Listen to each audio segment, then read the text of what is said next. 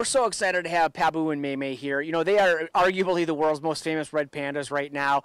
You know, if you're watching from Oregon, I know that you're sad they had to say goodbye, but we're excited here at the zoo. Aside from their cuteness, these two are extremely important for their species. Obviously, it's fun for individuals and our guests to see these two, but in a bigger picture, they are part of what we call the Species Survival Plan. We call it SSP, which basically means they're set for breeding to ensure that the species lives on. It's all for a greater purpose, which is to help preserve these animals and to help boost their numbers in the wild. So if and when wild populations need to be reestablished, we can do so with a genetically pure line of animals. So what are the threats to their population? Fortunately, these guys face quite a few problems in the wild. Most of them are human related. So deforestation, habitat loss is a big thing for these guys, and they're poached quite a bit as well. Unfortunately, poached for that hide. The new living arrangements will provide benefits to all parties. Dooley was unfortunately alone for a while. I mean, the zookeeping staff gave him plenty of love and attention, which he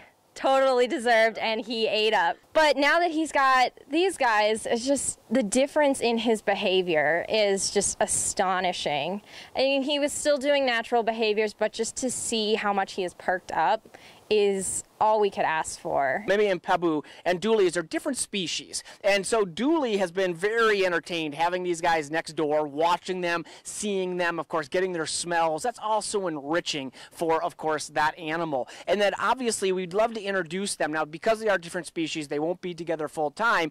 But, you know, anytime new animals come in, like I said, it's new smell, scents. It's great enrichment for that animal and really kind of gets them motivated and gets them up in the morning. And we love that. We love seeing that on him. Paboo is reaching an age where it's no longer safe for him to be in the same enclosure as his father. However, he is still too young to be without his mother. Paboo was getting a little too old to be with Dad. More importantly, though, Mom, Maymay, has some anxiety. So the slower pace of the Montana Zoo will benefit her as well. These guys are very well suited for the Montana climate, and as we all know, Montana can be hot in the summertime and really cold in the wintertime, and these guys can tolerate those extremes no problem. Very few people in the world are going to be able to see a red panda in the wild. It's just not going to happen. So to be able to have kids come here and see this incredible animal, learn a little bit about them, maybe learn a little bit about the troubles that they face, maybe they'll care a little bit more, maybe they'll donate to conservation, or maybe become a conservationist themselves and ultimately help these guys. That's the ultimate goal here.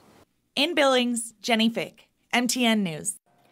And again, the two are not quite ready to be integrated into the enclosure just yet, but it is getting closer. They will be making a public appearance after they undergo a 30-day quarantine.